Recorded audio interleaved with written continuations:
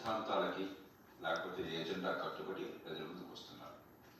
వాళ్ళ గత చరిత్రను బట్టి కానీ వాళ్ళు ఇచ్చిన హామీలను బట్టి కానీ భవిష్యత్తులో ఏం చేసే అవకాశం ఉంది, ఏది జరిగితే రాష్ట్రాలకు దేశానికి మంచిది అలా ఆలోచించాలి తప్ప మనం కాయరాజకాయ అని చెప్పిన ఏదో అధికార క్రీడగా భావిస్తే మంచిది కాదు.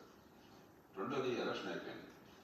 ఇప్పుడు మీరు నేను ఏం మాట్లాడినా కూడా దాని మీద ప్రభావం అవ్వకూడదు.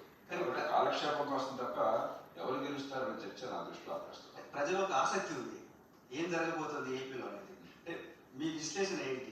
ఏ ఇష్యూస్ ఇంపాక్ట్ చూపించబోతున్నారు? ఇష్యూస్ కదా మనం, ఎందుకంటే ప్రధానంగా ఆంధ్రప్రదేశ్లో ఎన్నిక జరిగింది సంక్షేమం అభివృద్ధి రెండింటికి మధ్య పోరాటం.